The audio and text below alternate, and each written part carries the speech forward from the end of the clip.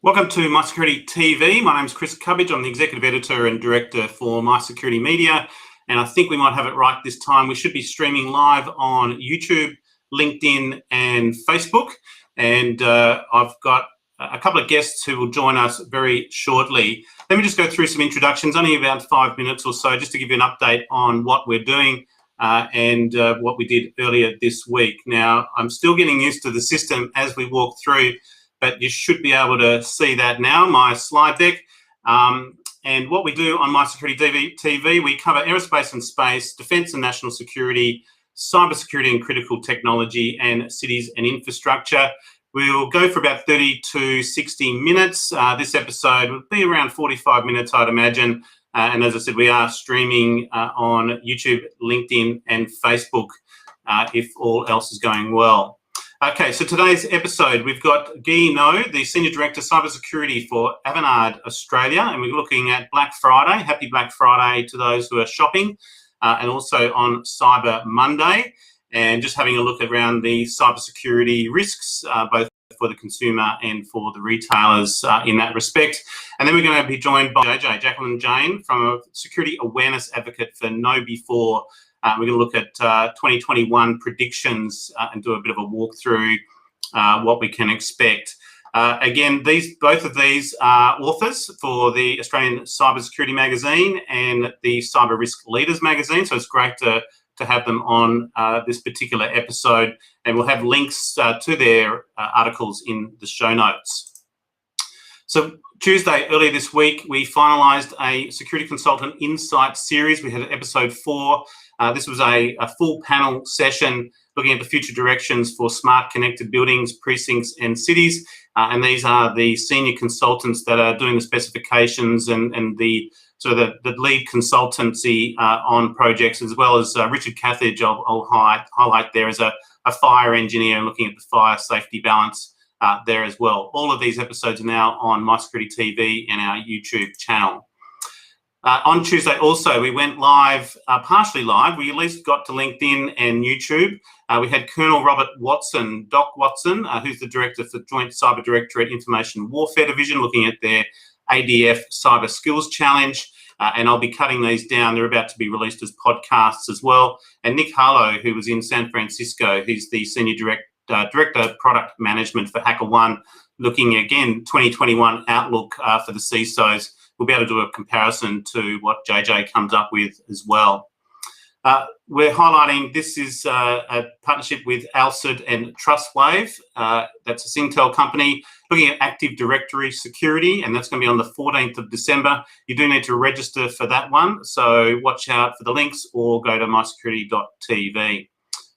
And we had a reschedule for today. Today was supposed to be Malaysia's National Telecom Cybersecurity, with the CEO for Cybersecurity Malaysia and also the Senior Vice President there, Ravindran, for HGC. That's been rescheduled to December 9th, same time, 1 o'clock AEDT, so that's a Wednesday. On Tuesday, and Nicholas won on episode 1 on Tuesday this week. He's got a free YubiKey experience, and I've got 2 more to give away. Let me just go to the chats if anyone's actually listening. Robin, I'll give you one. We'll find out where you are, Robin, but thank you. You've won yourself a YubiKey experience. And the next comment or chat to come up online will get the 3rd one. And I haven't done this before, but we'll get one out to you. Anyway, Robin, well done. You've got yourself a YubiKey. I'll keep going. The Blackout series with Shemaine Tan. This is on the 10th of December and sponsored by Recorded Future. She's got Gregory Tohill, who is the former CISO for President Barack Obama. And again, seeing the registrations coming in, that's going to be a very good episode, and proud to be media partners with the Cyber Risk meetups. And on the marketplace, these are kind of some of the events that are on next week. PrivSec Innovation Series in Indonesia, Cloud Transformation Champions Online with Crinium. There's a Black Bali DeFi Summit. Damn, we're not allowed to travel right now, otherwise I'd be in Bali next week. And then in the UK, this is UK time, but we are covering some of the videos on YouTube. So this is combating today's major cybersecurity threats faced by enterprise CISOs, and that's with Net Events in the UK. Also dropped a podcast from Jayne Low, our Singapore correspondent this week, an interview with the Chief Security Officer for the HISAC, Errol Weiss. That's looking at physical and cyber threat intel sharing for the healthcare sector. And that was the week before we did a live book review with Jeff Raby, the former Australian ambassador to China. That's now out as a podcast also. So in terms of the pipeline, I just finished yesterday. I interviewed the data center and PC heads for Lenovo, and that'll be out very shortly. This morning, interviewed the regional director for ANZ for CyberArk, and that'll be out probably next week. And there's some breaking news from Alkira. Have got an embargoed announcement coming out early next week too. Did a sort of podcast interview with the CTO for Alkira. So looking at network cloud infrastructure. We have some others coming up, Accenture, Milestone and Nokia, and stay tuned for those. Please get your copy from the marketplace, Cyber Risk Leaders. And as it happens, one of our guests, Jacqueline Jayne, is in that particular episode looking at cybersecurity culture. So yeah, that's free for download. Otherwise, you can purchase it on issue.com. So that's pretty much it from me. And I don't even know what slide's next. I don't think there is another slide. So I'm going to hand over now and stop sharing. And let me just give me a chance to break these over. And we're going to be joined by Guy. How are you, Guy? Thanks for joining us. Very good, Chris. Thank you so much. I'm delighted to be joining the show. I'm a big fan. As you know, I had the opportunity to contribute to some publications with the Australian Cybersecurity Manual in the past, magazine in the past as well. And I highly value the opportunity to have a discussion today on Black Friday, Cyber Monday, and cybersecurity, obviously. Wonderful. Yeah, I brought up a couple of your articles. You've written a couple of articles, one on cryptocurrency and the GDPR in the Australian Cybersecurity magazine. So again, we'll have those links. But thanks for your contribution. I don't think we've actually met, certainly not online on a sort of format like this. So thank you very much. Maybe introduce yourself in terms of what your current role is, and then we'll dive into Cyber Monday and Black Friday. There we go. Look, thank you again. So my name is Guy. I've been working in cybersecurity for the last 18 years. That's not the reason why I have lost a bit of hair. It's been a fantastic journey. I come from a research and development background. Initially in cybersecurity, I was part of what is called now the IBM Security Research and Development Labs, based at the Gold Coast, a great location to start your... So you're in Brisbane, despite the accent? Yes, absolutely. I'm based in Brisbane. I know I've got the right accent for it. And along the years, I've developed drove my career to be more involved in a consulting point of view with Deloitte, and importantly in building and driving cybersecurity advisory practices with Telstra and now with Avanade as well, that I have joined recently. And I've got the pleasure and the honor to lead the business of Avanade Security in Australia. Avanade, it's quite a large company. It's a multinational, right? I'm not fully aware. What kind of business are they? What do they do? So Avanade is a fantastic company to work for. That's what I would like to say in the first place. We are truly global. We can say, a focused area of expertise around the Microsoft technologies and Microsoft platforms, where we provide advice, solution build and delivery, and importantly, managed services as well. We've got quite a broad spectrum of domains where we assist organizations across all industries and in many geographies as well. One of which, obviously, is cybersecurity, which is a very high growth sector for us, and we have a fantastic opportunity to assist organizations to improve their cybersecurity posture. Do you do the full suite of services? Where's your strength? So I imagine governance, risk and compliance would be a leading one. What type of suite of services do you guys offer?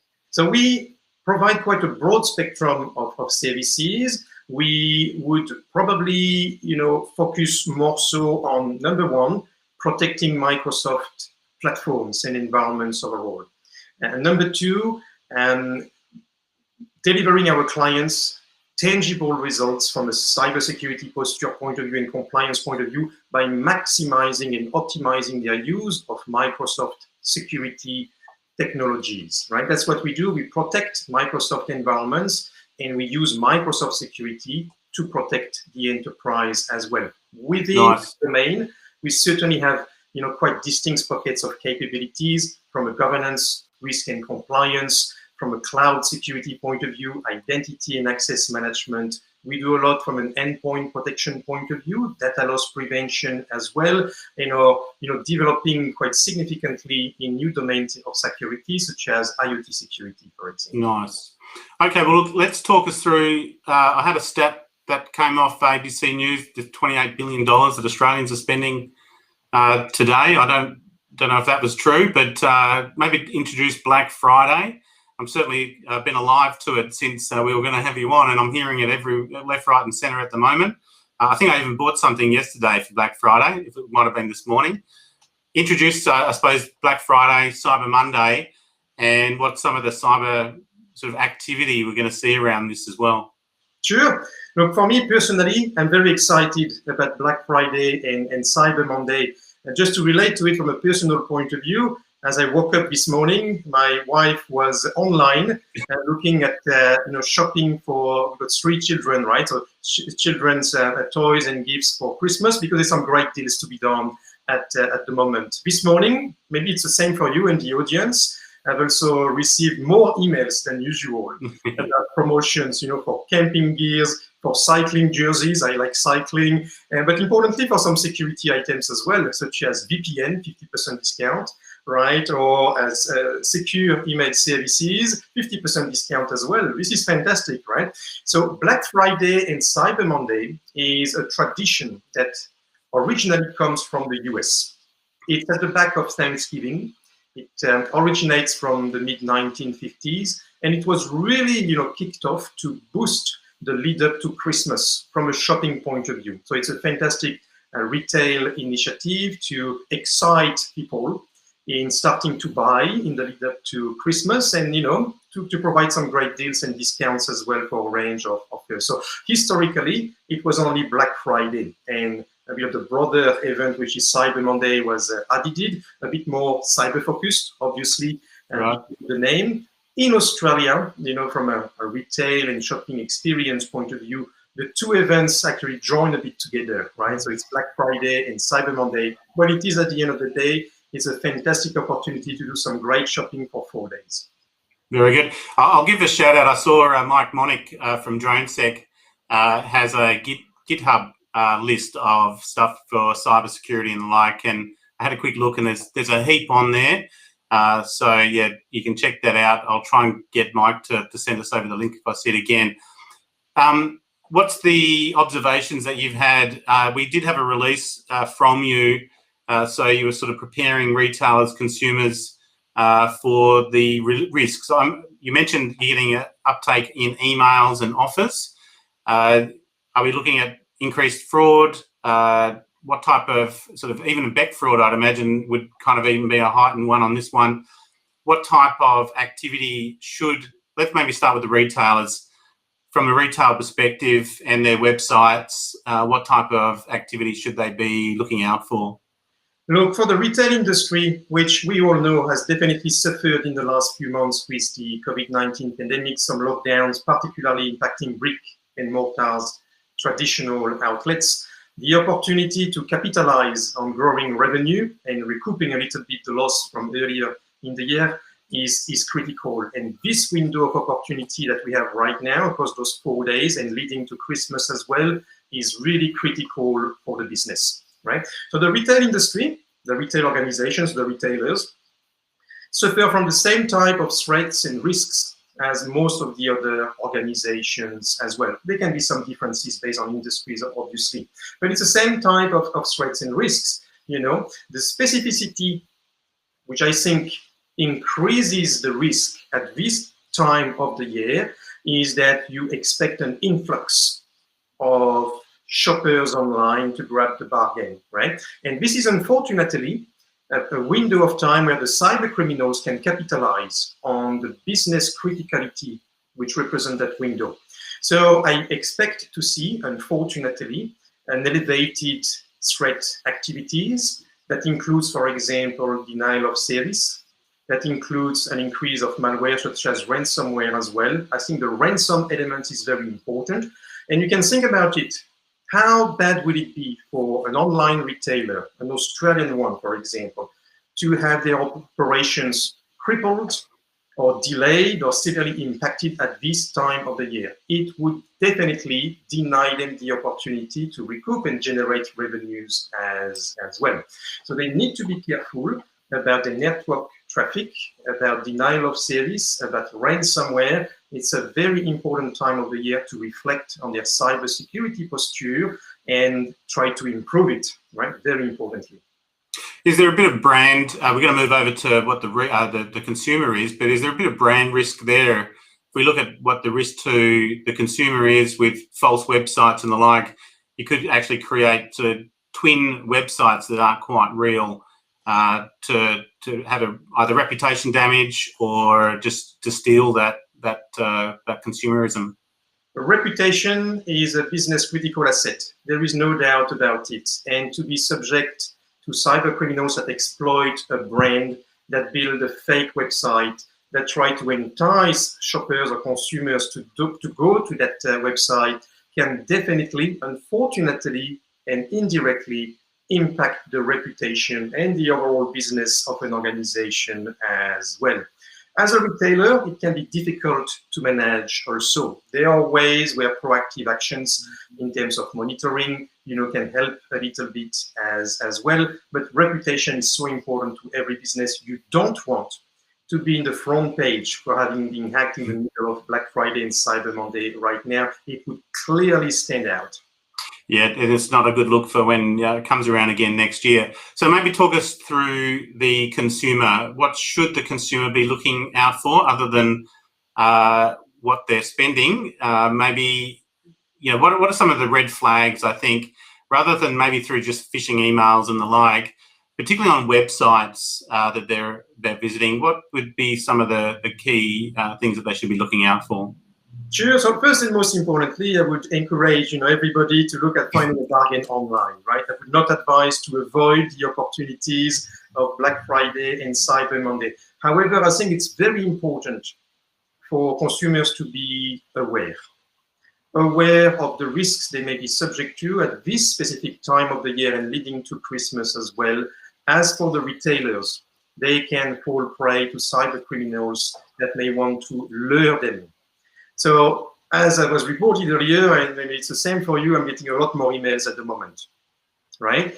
And I'm getting more text as well and social media messages also. I would advise for shoppers to think before they click at the end of the day and really pay attention to the messages they receive. Pay attention to the wording you receive. Are there any typos in an email, for example? Does it sound right? Look at the link as well that you may be invited to click on to get a discount or get a great bargain as well. Does the link look right? And I would advise, for example, as opposed to clicking on the link, just typing the URL directly in the web browser, right? Now, this becomes, in my opinion, more difficult and more challenging to manage when dealing with mobile devices. When you get an email, you can look at it quite big on the screen and you can clearly read usually the URL or CTZ. On the mobile device, it's quite simple, right? You may get a bit of a tiny URL and it's a lot easier to get tricked into clicking in the wrong link, be presented with a fake website, and in effect providing your personal information, your credit card details, and at the end of the day, be the subject of a very disappointing and potentially costly experience as well. If you allow me, I would also suggest, there is an opportunity, and I think it's a good thing to do, to report any online scams that people can detect. And I would suggest that the Australian cybersecurity website, the cyber.gov.au, is a fantastic place to go to, provided by the government, obviously, to report actual or suspected scams, as they may impact individuals, families, small businesses, or large enterprises as well. The other one would be Scam Watch as well, right? Yes, absolutely. That's a good advice also. Yeah. That's a good advice. I've been a bit distracted here. I got an email from my bank. Sorry, not an email, a text message from my bank, and I was a bit surprised. And it is a Cyber Monday survey that they're doing. What should the larger enterprise, obviously they want to be involved and support this, but do they potentially confuse it when the banks are sending out text messages as well? What's your view on, again, maybe back to the retailers and the larger enterprise, what's the best form to communicate to their consumer base? I'll leave it open. I don't know what the answer is necessarily, unless I could give some thought to it. I'm happy to share myself. Importantly, I am not, communication exactly. Yeah. Very importantly, and like you, I experience different channels of input of messages coming from banks and of course other retailers as well. Look, I think that email is not really a great way. I think social media has potentially demonstrated some great benefits for organizations to push a message out, and importantly, to receive some feedback as well. Yeah. Well, I have lodged complaints, for example, using social media such as Twitter to organizations, and found that the communication with the organization was quite positive as well. One thing I would like to itemize for organizations pushing out emails or messaging or social media invitations overall is, if they can, to not include a URL to click on in their email, but invite their clients or their prospect clients into finding their way to their website. I think it's a good initiative. Maybe you can see a bit of a trade-off with the user experience, but I think it's providing care to the consumers as well, and informing them that if they receive an email or a communication with a URL, that may not be right as well. And it significantly reduces the likelihood of driving a shopper or a consumer to a fake website as well. Yeah, it's probably not a bad piece of advice. Okay, look, Guy, we'll keep an eye on sort of the post-event reports and see what type of frauds and losses eventuated. But thank you very much for coming on. It's a sort of a timely one, and I know it was a short notice interview as well. So I do appreciate your time, and thanks for coming on. My pleasure. Thank you for having me. Thank you very much. Beautiful. Thanks, Guy. And we'll have your article links into the notes as well. Thanks again. Okay, and as if I know what I'm doing, here's Jacqueline. Jayne, how are you, JJ? I'm really well, Chris. How are you? Yeah, let me get the right name up. There we go. There we go. I could try and do the French accent, but thank you, Jacqueline. Very nice. And you're sweating there. I mean, I like your top there, but you're in Adelaide. Yes. So thank you for putting the aircon on and looking cool. There you go. Of course, yeah, 40 degrees here today, but 21 where I am right now. So very good. Look, I think last time we met was in Perth. Kevin Mitnick was in town over there. That was last October when things were normal. You're the security awareness advocate for KnowBe4. And as it happens, we're bringing KnowBe4 onto the marketplace. So we'll get there. We'll get there eventually, but we will be reselling KnowBe4. So Jacqueline, introduce us maybe to yourself. Most of us in Australia will know you, but hopefully people around the region and internationally will be watching as well. They should know KnowBe4, I imagine. Kevin Mitnick, the most, what's his tagline? The most... well, I call him the most infamous. Most famous hacker in the world. So it's good to be mentioning Kevin's name, and he'll definitely watch this now that we've mentioned his name. So there you go. Oh, he has no choice. Okay, so I got a media release from KnowBe4, and they're starting to come out. You're the second, as we mentioned. We covered this a little bit on Tuesday with HackerOne, but I actually liked yours a little bit better. It's a bit more sort of centered and walking through some of the specifics. So, talk us through the predictions for 2021. And again, we'll walk through them, but I'll hand over to you and maybe a bit about KnowBe4, and then we'll get into it. Thanks very much. It's always an honour to see you and have a chat again. We tend to do the messaging thing and all the online stuff. LinkedIn, yeah. Yep, all the LinkedIn. It's interesting, I must say, even with the COVID-19 changes, I'm okay with it. You get to do some different things that you wouldn't normally have done, I don't think. Even what you're doing right now, Chris. Yeah, we wouldn't be here otherwise. No. Look, for me personally, I've spent 20 years now as a conduit between people and technology, and it really is in the area of communication, breaking these things down for everybody to understand both sides of the ledger, because I think some tech people forget that the general user has no idea really what's going on, and people in general don't understand what tech guys have to go through, and girls. So it's sort of bringing them both together and on the same page, and it is like two different languages. I've spent time in all different areas and sectors, so HR and IT, finance, travel, higher education, advertising, sales, marketing, across the board. So it gives me a really good understanding of what's going on in the business itself, whether it be a small or large organisation.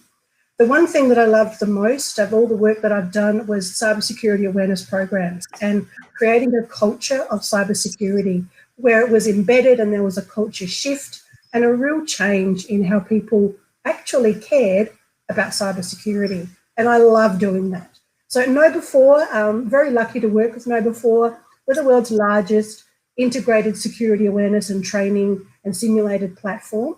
We're based in Tampa in Florida. We opened 10 years ago, so just had our birthday. And we have an office in Melbourne, which is very exciting. Even though I'm based in Adelaide, it's okay, I still see them as much as I can. And we help tens of thousands of organisations manage the ongoing problem of social engineering. A lot of people think there's a fix or a solution. You're in the cyber industry, you know as well as I do, there is no silver bullet, there is no fix. It's purely awareness and bringing everyone to where we need to be. And the human error is both technical and non-technical, and it's the target for cyber criminals. It's the path of least resistance, and we've all heard, you know, the biggest threat is the human element. You've got to build your human firewalls, and we really do. Tech has done a brilliant job on the flip side of looking after the setup of everything they do. However, that human really does need to be looked after. Predictions, I don't know about you, but you've got to get the crystal ball out. Have you got one prediction for cyber before I go through my list? Well, something that came up, I don't know which interview it was this week, but the new normal is the new normal. So we just keep saying that this is the new normal.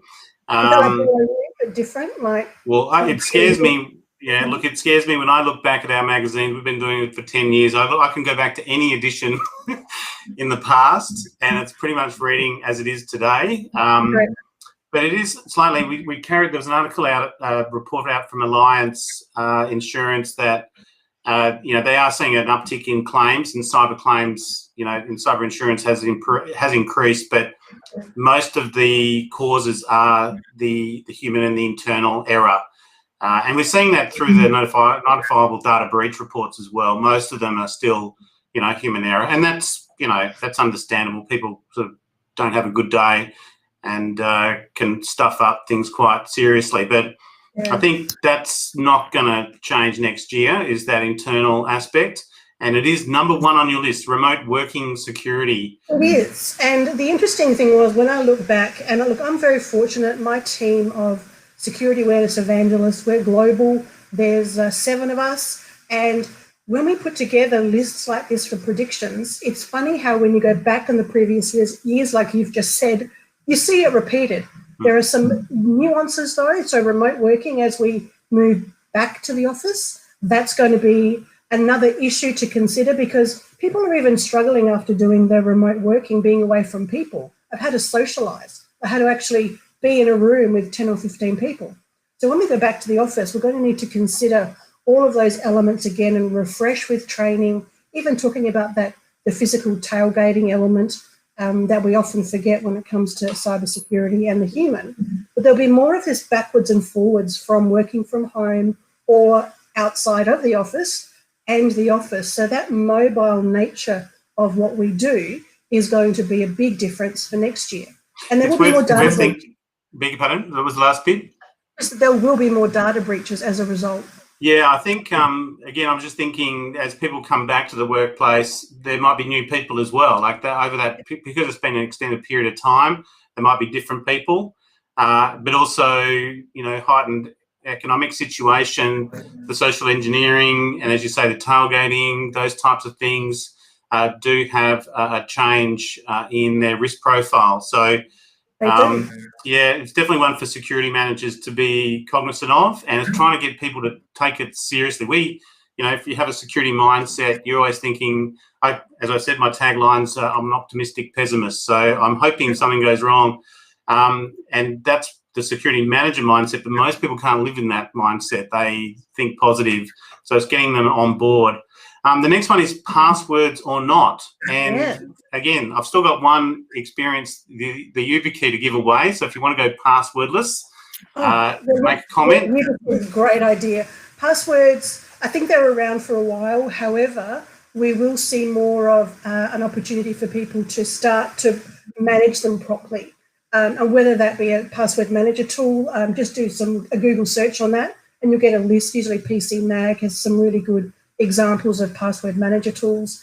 And I've even been saying, some people say it's controversial, but write them down. It's okay. Don't put them in a file on your computer. Physically write them down, put them somewhere safe. It's okay, because we cannot remember all of them. People are lazy and they'll be reusing their passwords everywhere. We're finding also that everyone's looking for different ways to protect themselves. Nothing is foolproof. Nothing is 100% free of being hacked by someone. The YubiKeys and things like that make it near impossible. So if you can get hold of one of those, you've got one here to give away. So someone put a comment up. I know. I'm only seeing one Facebook mention. Is anyone watching us? We've got a few people watching us, but that's about it. Okay, it won't work on the recorded version. But the other one is passphrases you could always go to as well. But absolutely. And the next one is realise, the next one is the MFA exploitation. So it's a multi-factor, right? There is, and this is an interesting one because people are thinking that MFA is the way to go. It is the answer. It's one answer. Before I talk much more about specific for MFA, let's think about if you were wanting to rob a house, you are not going to come into the one that has the gates, the dogs, the bars on the windows, clear alarm systems. You're going to go to the one that's a little bit easier to get into. They've unlocked the door, windows are jarred open, there's no gates and no dogs. So when you're doing anything online, the more elements of security you can bring into place, the better.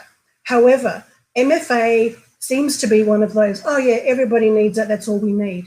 Well, no, especially SMS MFA code. So for those that aren't aware, it's something you know, something you have, so that you have to have more than one element to let yourself into a particular program or software with your login details. So potentially using something like the Google Authenticator is a better way to go rather than sending a SMS, because people, would you believe, they can take away your phone number, put it onto another phone, because telcos don't have enough in place really to protect that, and use that to get your SMS codes from your logins, because we sometimes use them as that backup. Forgot my password, send me a code. Yeah. So they can be exploited. Still use it though, just be aware that there are other things you need to do as well. Very good. But otherwise you should have MFA at least two-factor on all your accounts as best you can. And even I'm still implementing, you kind of realise, oh, I haven't got 2FA on that. Security culture. Now, this is right in your sort of ballpark. It is. What are we going to see security culture next year? Is everyone going to be crisis exhausted, or are they going to be switched on? Well, I think the opportunity we have is to leverage our friends in the work health safety area. If you think about going back to work, it's all going to be about social distancing, sanitizers, very much focused on that. And we really have changed our behaviour because we've had to, and it's important. And we realise it's important. So creating a culture of security is very much the same. So rather than just clicking on an email, Guy talked about it with the cyber sales that are going on. You really have to stop and look before you do these things. So when it comes to cyber culture, for next year, we will see more of an uptake of the importance of this becoming a daily habit, cyber life skill, something that you think cyber first, not just one of those, oh yeah, I've got to do that cyber stuff or that cyber training or a better not click. It will become more of an important daily thing that we need to do.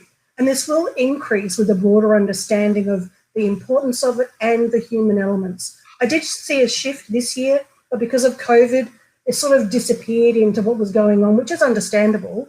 However, there's no doubt it is definitely risen to the top of the pile with everybody understanding you must be safe online, and you can't just assume that people know that because they don't. Yeah, I'll give Joshy a plug here with his seven rules of awareness as well. Yes. This is where you can, you don't have to have those technical skills in cyber. You can apply some very clever messaging there. And again, how and where you apply your security messages, whether it's online or around the workplace, these are really good opportunities to sort of change that culture. And it's a long game as well. You can't change it overnight. Right, okay, ransomware. Oh, there's two ransomwares. Okay, well, let's just ransomware generally, and then we'll do ransomware mobile attacks. Well, we've all heard with ransomware that as long as you've got your backup, you're fine. If you've got a good backup, it'll be okay. Well, things have changed, and the leveraging of data exfiltration and stolen employee passwords now, forcing people to actually have to pay to stop the publication of that elsewhere. So it's not so much we won't give it back to you, we won't give it back to you, and you need to pay more money because we're going to give it to other people. So it's a double-edged sword. It's preventing ransomware, and it's one thing that really frustrates me, Chris, is reports are phishing and then ransomware. Now, ransomware, the majority of ransomware happens because of phishing. So if you put those numbers together in all the reports we see, it's a massive issue. Human error is responsible for the majority of ransomware, and it will increase because cybercriminals are telling everyone, pay more, and people are paying more because they have no way of getting their data back. So having your data backed up is, again, critical. I'm not saying don't do it, but I think we're going to see an added bonus for the cybercriminal to say, excellent, we're not going to take away your data, but unless you pay us money, we're going to sell it or give it away or publish it, which is really not a nice thing to do. They'll create that e-store of stolen databases for the public that you can find on the deep and dark web. It's definitely sort of right up there. We did a roundtable earlier this week in Singapore with CISOs, and ransomware is right up there as a key threat for them to be considering. But now mobile attacks. What's the ransomware on a mobile device? Yeah, so scary for consumers because we will see an increase in WhatsApp and SMS fraud. And so not only the number of scams will increase, but cyber criminals, they're just getting bolder and they're asking for higher amounts of money. And for someone just like you or me, we could get that SMS that comes in even from a cyber Monday delivery. It says, click here, it's been delayed. If you would like to come and pick it up, click here. So you click, and that could launch ransomware into your phone. And it would then say, if you want your access to your phone, you need to pay $500, $200, $1,000, whatever it is. We're going to see more of that happening because people, A, don't want to report it. Those that do report it, kudos to them, but thousands of people, in my opinion, don't because they're embarrassed. So these mobile attacks will increase because people, that convenience we have on our devices is just, it's phenomenal. We rely on them. So we're going to want to get that back. And even if it's $100 from a teenager, they'll pay it. They've probably got the access these days to pay that money. It's really scary. Any particular applications on the mobile devices? You mentioned SMS, but then there's the others, the WhatsApp and the WeChat. And it's anything. If you think about where we're looking at a lot, you can put WhatsApp on your phone and onto your PCs now. Yeah. So you can be doing both. And it's more about once you've clicked, you don't actually know what's going to happen after you've clicked or opened an attachment or engaged in some way, shape or form in these messages. So you just need to be cautious and aware, and especially on your mobile phones, I think we underestimate what these cyber criminals can actually do to get into our data and our information. Nice. Okay, we're down to, I think, the last three. We've got phishing. We've kind of covered phishing, but it's getting better. You can still spot it. You should be able to. Yeah, look, the thing with phishing is there's always going to be phishing in inboxes, whether it be at work or at home. And some people have multiple email addresses, and the cyber criminals are getting incredibly sophisticated, and they will use moving back to the working environment and the office as an opportunity to make life hard for us to have to spot all the red flags. And the COVID vaccine, we're going to see that increase to say, here, get your hands on the vaccine early, pay a deposit, whatever it might be. They will use every trick in the book to just scam as much as they possibly can to either get your data or get your money. I think you've nailed it there. I'm pretty sure that one's going to come true on the vaccine. There was a 637% increase in COVID-related phishing attacks. So the vaccine and the different types of vaccines, that's going to be one to watch as well. So I think you're on the money there. There'll be up domain registrations of COVID vaccine-related things. And they'll want your personal information, and you're going to kind of want to register for the vaccine, register here, get it early. Yeah, okay. Yeah. That's going to be a hard one to manage, and I think you're just going to have to go to those official health websites at government level, right?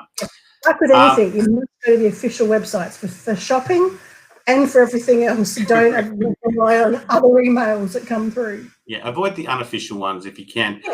Industrial control systems, ICS, and I just covered off this morning with CyberArk actually. So definitely seeing this year the more uptake on IT, OT, security discussions. What's the trend there or prediction? This has been continuous for many years, and I don't think we've seen the bad results yet. Either we're lucky or we're doing something right, but they will increase against the ICS area because they want to cause as much disruption as they can. This is normally state-based actors, not necessarily the cyber criminals that are trying to get you scamming for your credit card details. This is a much larger scale, and it's all about disruption, a lot of political aspects behind it as well. So whilst there's no specific predictions for next year, there will be either the continuous of what we've seen or an increase, sadly, in our local government. I imagine also some verticals, particularly when we're seeing trade disputes. Those that are involved in any trade disputes should be on alert. And the last one, QR code phishing. Yeah, this is an interesting one, especially because at the moment here in Adelaide or South Australia, we're launching the QR code as part of registering when you go into a premises for COVID-19. And it's printed. And the first thing that I thought when I saw it was, really? Because QR codes aren't really seen as that opportunity to phish because it's a code that sits there and, well, of course, it's going to be okay.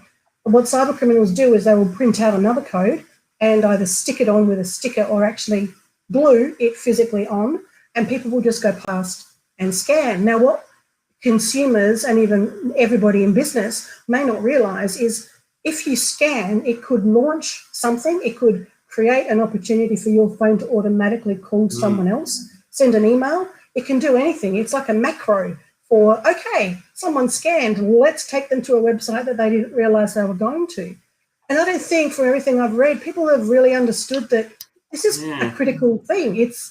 People are sticking these QR codes up that are malicious just on walls, and people we're curious folk, we want to click and see what that does. Well, you could even put a QR code at the front of a restaurant, for example, and a bit like the card skimming, you just skim off until they determine that it's not right. You might catch half a dozen people.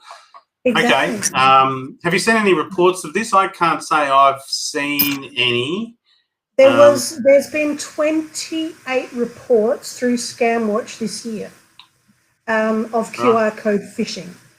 New South Wales and Victoria. So what we need to do, and I did some research, like how do you stop this, is Kaspersky have a QR code checking app on both platforms. So I've downloaded that, and you use that to scan, and it will tell you if it's malicious. It will actually check it before it connects. So that's a really good idea to use these days, but I'm not seeing enough. There's been little bits of reports, Chris, but not enough if we're going to be using QR codes. I know Victoria are, I know South Australia are, and I'm sure it will move everywhere else. Yeah. But cyber criminals are opportunistic. Well, they're one step ahead.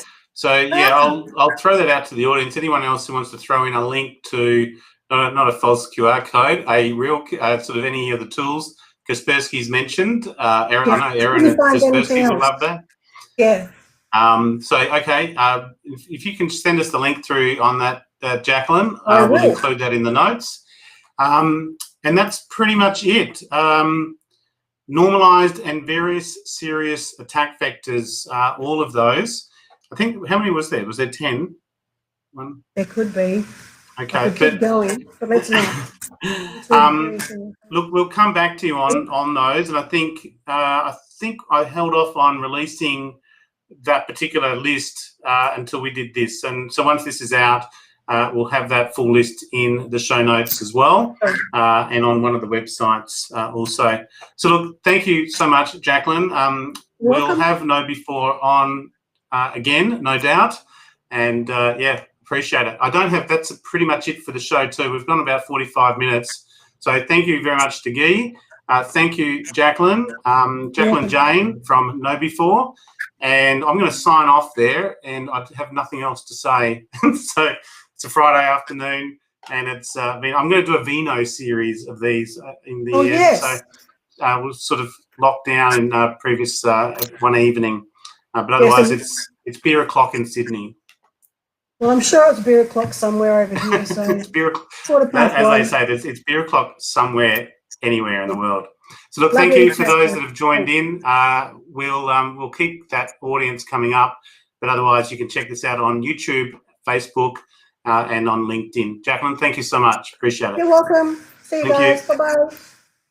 And thank you very much for listening, and we'll see you on Tuesday. We have Yubico.